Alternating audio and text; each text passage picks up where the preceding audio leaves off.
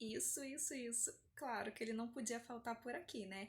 Hoje a gente vai aprender com esse garotinho que todo mundo conhece, todo mundo ama, o Chaves. Então vem comigo para essa aula. Gente, antes de nós assistirmos a cena que eu separei para a gente estudar hoje, algumas informações sobre El Chavo, que é o Chaves, né? Eu vou passar rapidinho, tá? É uma série mexicana criada por Roberto Gómez Bolaños e teve seu primeiro episódio exibido em 20 de junho de 1971 e o seu último episódio exibido em 6 de janeiro de 1980. Quando eu falo último episódio, é o último episódio inédito, tá? Ela tem um total de 312 episódios, essa série, só que 39 foram perdidos, ou seja, não temos mais as gravações desses 39 episódios. Chavo é uma gíria no México usada para se chamar um menino muito pequeno. Então, não é o nome dele, tá? Chavo significa um menino pequeno.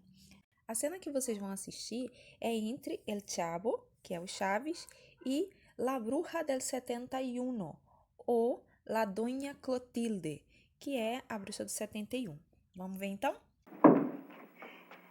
Mira, Chavo, necesito que me hagas un favor muy especial. Toma. Gracias. Sí, pero no es para ti. Entonces, no, es para don Ramón.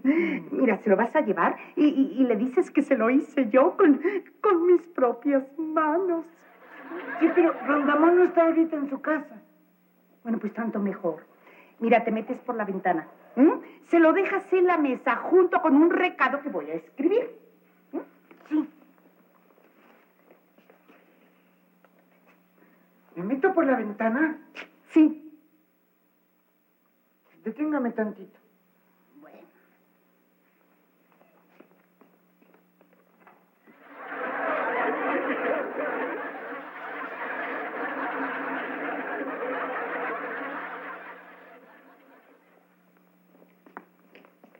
Gracias.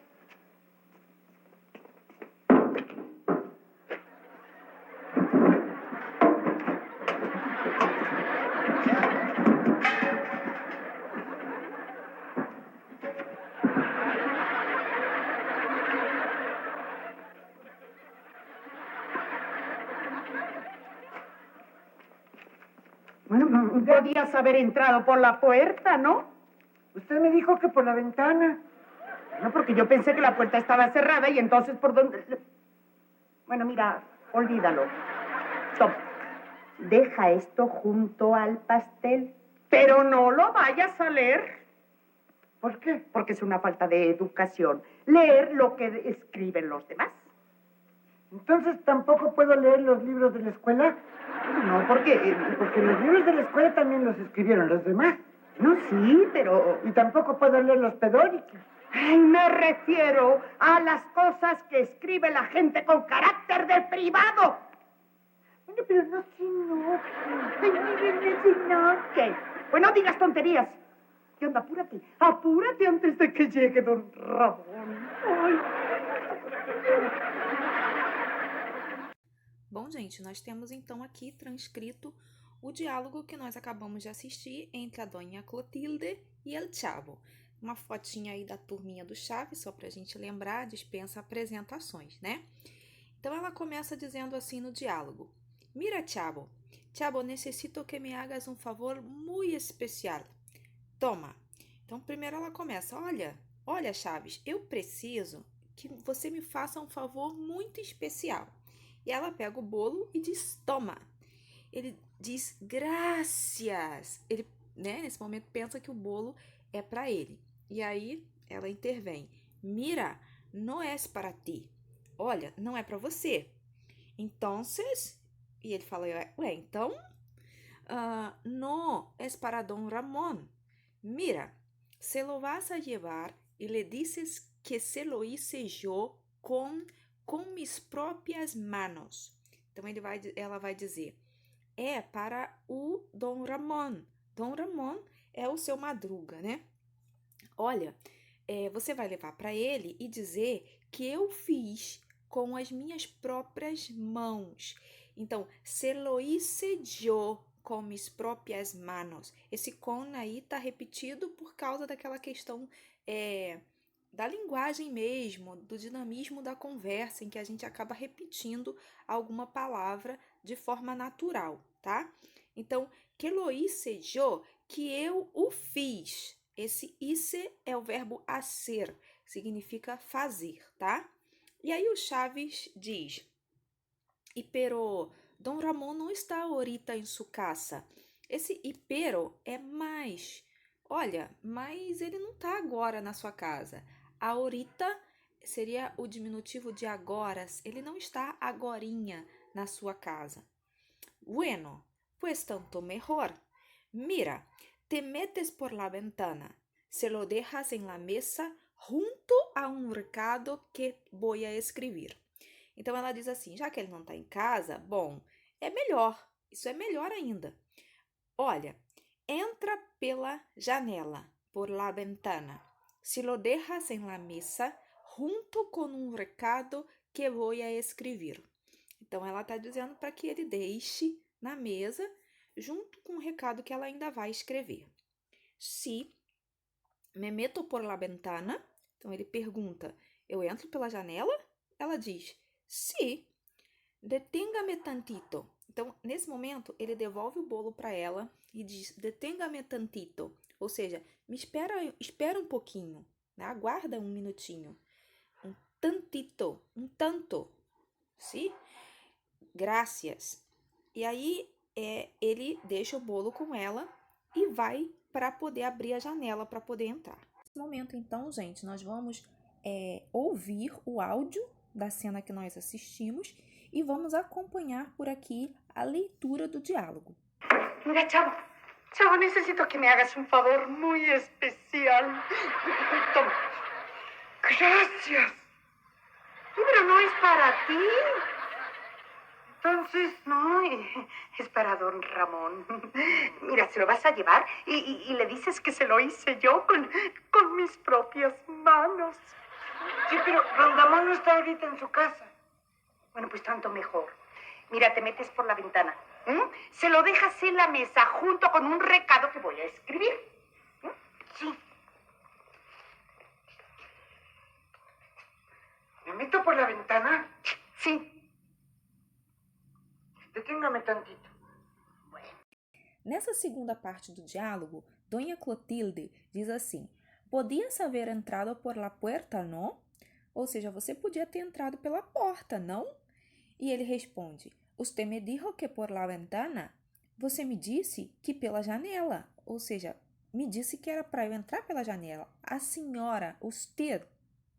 Esse usted é tratamento formal que a gente usa quando a gente tem um certo respeito maior pela pessoa, para pessoas de mais idade ou para pessoas que a gente não tem tanta intimidade assim, tá? E aí ela diz, no, porque eu pensei que a puerta estava cerrada e entonces por donde... Ou seja, ela tentou se explicar ali, olha, porque eu pensei que a porta estava fechada e então por onde...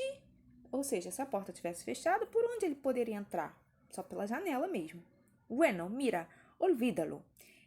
Ela desistiu da explicação ali e diz, bom, olha, esquece. Olvídalo. Esquece isso. Toma, deja esto junto al pastel. Nesse momento, ela dá o recado para ele e diz, toma, deixe isto junto ao bolo. Presta atenção aí, gente, que essa palavra pastel, ela é muito utilizada quando a gente quer falar dos heterossemânticos. Heterossemânticos são palavras que parecem significar algo que a gente já conhece em português, como pastel. Com certeza, quando a gente ouve a palavra pastel, a gente não lembra de bolo em português, né? A gente lembra daquele salgadinho e tal.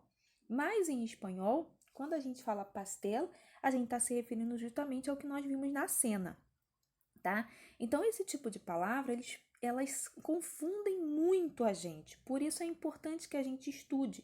Elas são chamadas, como eu falei, de heterossemânticos ou falsos amigos, que seriam amigos falsos, né? Justamente por essa questão de parecer uma coisa, mas ser outra. Então ela disse: toma esse recado, deixe isso junto ao bolo. Pero no lo vayas a ler. Faltou um no aí. Mas não vai ler, né? Não é para você ler o meu recado. E ele pergunta: por quê? Olha o porquê aí, né? Em português, o nosso porquê de pergunta também é separado e com acento. Só que no caso do português é o acento circunflexo, que não existe no espanhol. E aí a gente tem o acento agudo, que em espanhol a gente chama de tilde. E ela diz: porque es una falta de educación leer lo que escriben los demás. Então, é uma falta de educação ler o que escreve os demais, outras pessoas. E ele diz: entonces, tampoco puedo leer los libros de la escuela.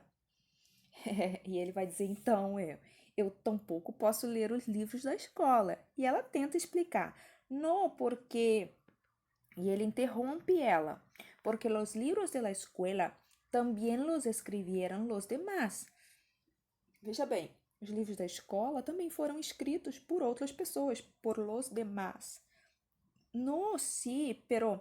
Então ela novamente tenta explicar. Não, sim, mas... E tampouco puedo ler los periódicos. E ele, mais uma vez, interrompe ela. E tampouco posso ler os jornais, porque ele entende que os jornais também foram escritos por outras pessoas, claro. Ay, me refiero a las cosas que escriben la gente com caráter de privado. Ou seja, ela diz: eu me refiro às coisas que as pessoas escrevem com caráter de privado, ou seja, pessoal. Não é para qualquer um ler, mas é destinado a uma pessoa específica, tá? Essa expressão escriben la gente é muito comum falar. La gente hace, la gente dice, la gente, quando eu quero me referir a outras pessoas. Bueno, pero no se enoje. E aí aquela famosa frasezinha do Chaves, né? Tá bom, mas não se irrite. Enojar-se significa se irritar, se aborrecer. Então, tá bom, mas não se aborreça, não se irrite. Ay, pues no digas tonterías y anda, apúrate antes de que llegues Don Ramón. E ela diz, tá, não diga bobagens. E anda, se apresse, apúrate, anda logo, se apresse, antes que chegue o Dom Ramón ou o Sr. Madruga. Vamos assistir de novo esse pedacinho da cena final? Podías haber entrado por la puerta, ¿no? Usted me dijo que por la ventana. No, porque yo pensé que la puerta estaba cerrada y entonces por dónde... Bueno, mira, olvídalo. Toma, deja esto junto al pastel. Pero no lo vayas a leer.